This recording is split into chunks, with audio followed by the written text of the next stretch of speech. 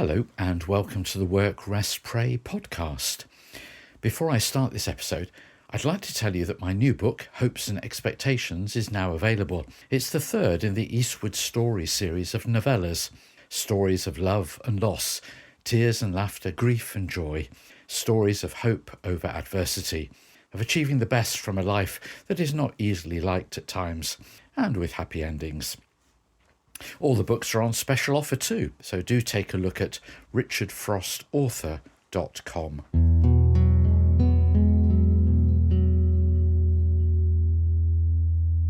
We are not necessarily making it easy to like. One of the things about being an author is that I have notes on bits of paper, my phone and laptop with reminders of things that people have said or events that happened. It's true that writers will sometimes proclaim, "Be careful what you say, or you may end up in one of my books." Well, that's certainly true of mine, both non-fiction and fiction. Indeed, those words in the latter genre stating any resemblance to actual persons is purely coincidental is, of course, absolute rubbish. But I digress, which as a writer I'm allowed to do.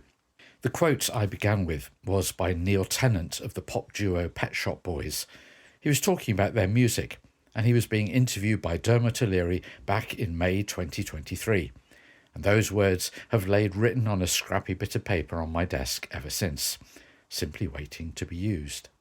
In some respects, I find myself resonating with those words about what I write in books, blogs, articles, or say in a talk, sermon or podcast. I don't necessarily want it to be easily liked.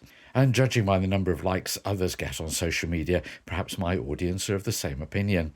Being liked is not my motivation. It's the comments and feedback which make it all worthwhile.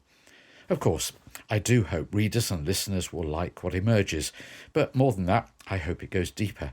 I'd far rather people could relate the words to an aspect of their life which is in some way beneficial for them. And if that includes liking and enjoying it, then all well and good. Reflecting on Neil Tennant's words also made me think about whether God feels the same way when looking at our lives. Life is not always easy to like. But my personal view is that God does not necessarily make it that way. Far from being the one who causes or even gets the blame for difficult things we experience, God is right in the midst of it, sharing the difficulties, disappointments and pain, providing strength, wisdom and perseverance to endure it. This period of Lent is in many ways the ideal time to reflect on God's presence in the wilderness of what is not easy to like about life. But it is also a time of having hopes and expectations, a time of living hope, which was the theme of the last episode, a time of expectation about what God can and does provide, a time of going deeper with God. And what's not to like about that?